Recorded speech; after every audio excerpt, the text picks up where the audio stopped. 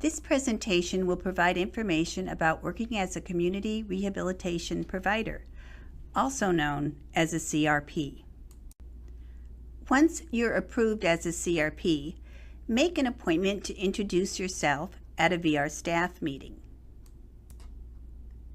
During your introduction, talk about your experience and explain the services you'll be providing. This is the time to market yourself as a CRP. Since counselors refer clients to CRPs for services, make sure they remember who you are, what you do, and how well you do it. After you completed your introduction, follow up with an email to the staff, thanking them for their time and letting them know how to contact you. A VR counselor or one of their assistants will contact you with a potential referral. This referral will be made in either a phone call or an email. A meeting will be scheduled for you to meet with the VR counselor and the individual needing services.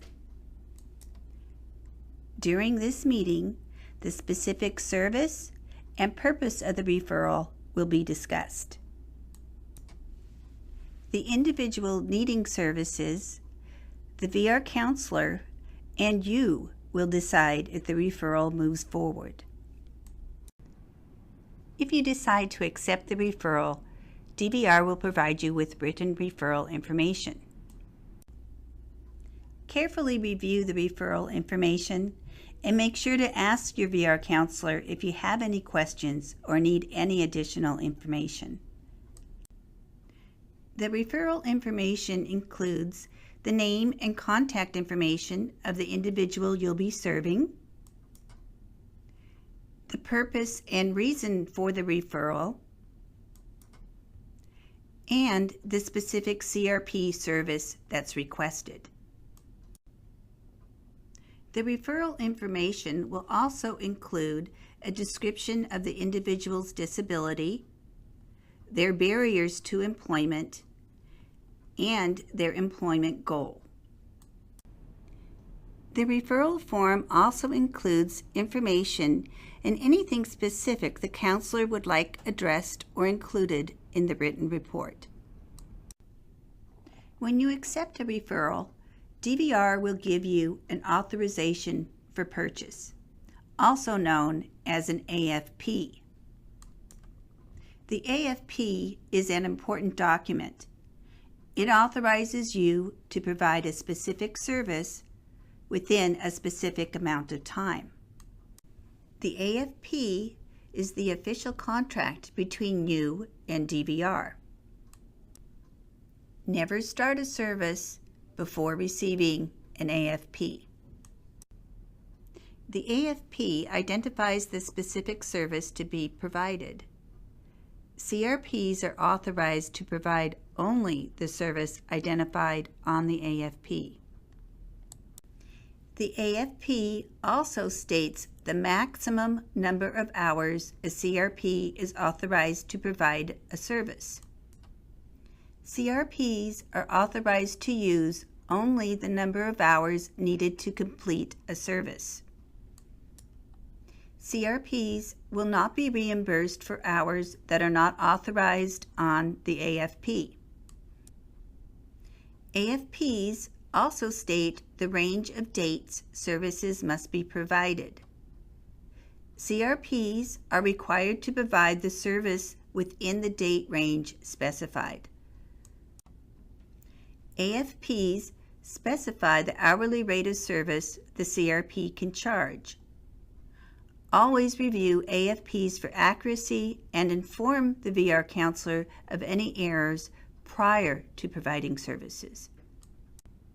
With AFPs, there are certain rules you should not break. Never begin services without an AFP. Don't provide a service that is not specified on an AFP.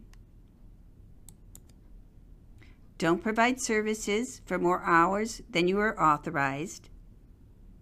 Don't provide a service outside the specified date range.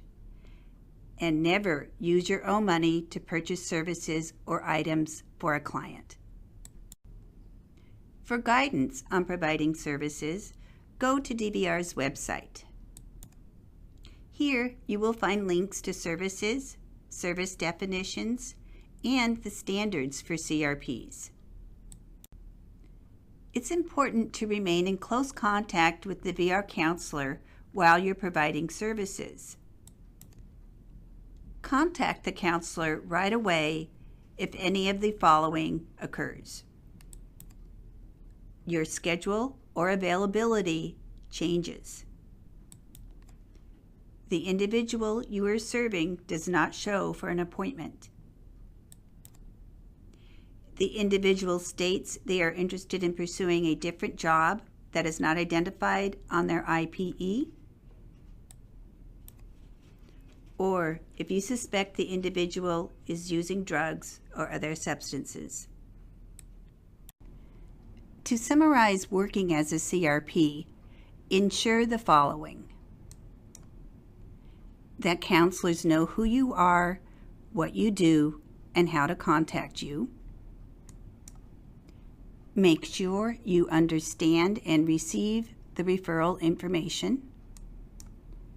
Don't start providing services until you have an AFP. And remember to keep in close contact with the counselor while you're providing services. Thank you for taking the time to watch Working as a CRP.